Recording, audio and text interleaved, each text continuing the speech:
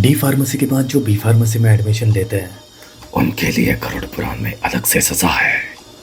Chill, मजाक कर रहा हूँ। कल मैंने आपसे एक क्वेश्चन डिस्कस किया था कि डी फार्मेसी के बाद बी फार्मेसी करना चाहिए कि नहीं करना चाहिए।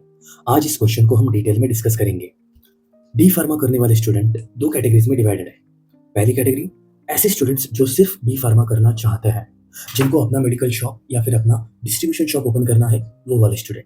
एंड दूसरी कैटेगरी के स्टूडेंट्स वो हैं जिनको बी फार्मेसी में एडमिशन नहीं मिला, तो फिर उन्होंने क्या किया, डिप्लोमा इन फार्मेसी कर लिया, 2 साल का कोर्स है। उसके बाद उन्हें बी फार्म के सेकेंड ईयर में एडमिशन मिलता है। उसके बाद उन्हें बी फार्मेसी के सेकेंड ईयर में एडमिशन मिलता है और वहां से उनका बी फार्मेसी कंप्लीट हो सकता है। अब डी फार्म के बाद बी फार्म करने की जरूरत क्या पड़ी? सिंपल है। बी फार्मेसी करने के बाद आपके पास बहुत सारे ऑप्शंस होते हैं, जैसे कि हमने लास्ट वीडियो में डिस्कस किया। आप गवर्नमेंट एग्जाम के लिए प्रिपेयर कर सकते हैं, clinical data management, medical coding, pharmacovigilance. आप डी फार्मा को टीच भी कर सकते हैं, मार्केटिंग कर सकते हैं, हॉस्पिटल फार्मेसी में काम कर सकते हैं, अपना मेडिकल शॉप ओपन कर सकते हैं, डिस्ट्रीब्यूशन शॉप ओपन कर सकते हैं। आपके पास ऑप्शंस बहुत सारे हैं।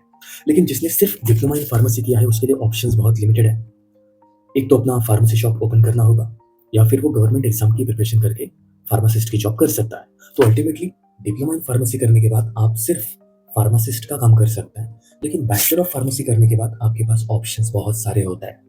इसलिए स्टूडेंट्स जनरली डिप्लोमा के बाद बैचलर ऑफ फार्मेसी करना प्रेफर करता है। सो कंक्लूजन यही है कि अगर किसी को सिर्फ फार्मासिस्ट का काम करना है तो वो डिप्लोमा इन फार्मेसी करेगा, एंड अगर किसी को अदर ऑप्शंस को एक्सप्लोर करना है तो फिर वो B pharm and M pharm कर सकता है।